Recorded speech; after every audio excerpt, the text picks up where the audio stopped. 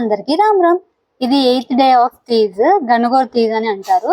7th day ఏం జరిగిందో video చేసి పెట్టాను, చూడని వాళ్ళు ఎవరైనా ఉంటే ఆ వీడియో కూడా చూసేయండి.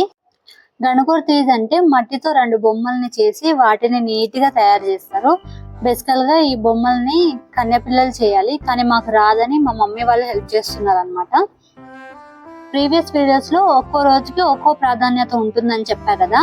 అవేంటంటే ఫస్ట్ డే ఆఫ్ తీజ్ గౌం గాళేరో అంటే గోధుమల్ని నానబెడతారు అన్నమాట. Second day of Teej Teej బోయేరో అంటే గోధుమల్ని చిన్న బుట్టల్లో పెడతారనమాట.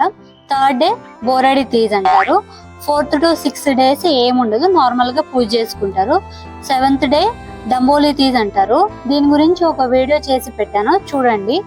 8th day Gangaur Teej, 9th day కడావ్ తీజ్ అంటారు, అంటే తీజ్ నిమజ్జనం అన్నమాట. ఓకే, 8th డే ఏం జరిగింది అనేది ఇప్పుడు మాట్లాడుకుందాం. ఈ రోజు అమ్మాయిలు డే అంతా ఉపవాసం ఉంటారు.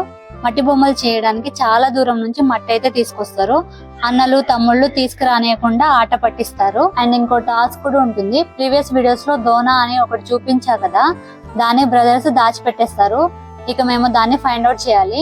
ఒకవేళ దొరకకపోతే వాళ్ళని బ్రతిమాలి తెచ్చుకోవాలన్నమాట. వీడియో క్లారిటీ లేకపోతే ఏమనుకోకండి, నైట్ టైం తీసా కదా అందుకే అలా ఉంది. ఇక్కడ ఏం జరుగుతుందంటే మా అమ్మ చేతిలో ఉన్నది గౌరమ్మ, అది ఎందుకు చేస్తారు ఏంటి అనేది పక్కన ఆంటీకి తెలియకపోతే ఎక్స్ప్లెయిన్ చేస్తుంది అనమాట. తర్వాత పూజ అయితే షురూ చేసాము. దోనా అంటే ఇవే అనమాట, మేము మా తమ్ముడు వాళ్ళ దగ్గర నుంచి తీసుకున్నాము. ఈ దోనాని అండ్ ఇందాక చేసుకున్న బొమ్మలు ఉన్నాయి కదా, వాటిని కూడా డాకుల దగ్గర పెట్టేయాలి. ఇక్కడైతే పెళ్లి కూతుర్ని నిదానంగా మండపం దగ్గరకు తీసుకెళ్ళినట్టు ఆ బొమ్మని ఆంటీలందరూ గుంపు కూడి సాంగ్స్ పాడుకుంటూ తీసుకెళ్తున్నారు అనమాట. ఆ రోజైతే ఫుల్ ఫన్ అయితే చేసాము. రోజు ఎవరింట్లో వాళ్ళు సైలెంట్ గా పడి ఉంటారు.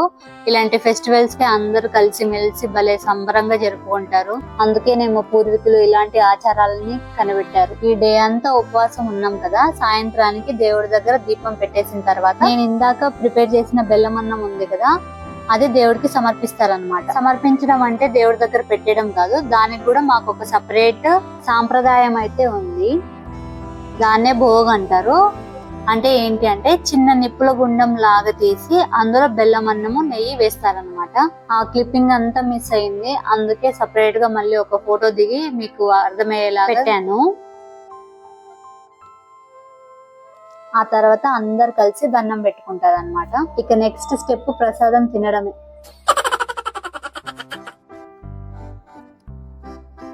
అసలు బంజారా అంటే ఫస్ట్ గుర్తొచ్చేది డ్రెస్సింగ్, దాని తర్వాత బాటీ అండ్ డాన్స్. నెక్స్ట్ మన వాళ్ళు ఆగుతారా, మంచి సాంగ్స్ ప్లే చేసుకుంటే డాన్స్ అయితే వేస్తున్నారు.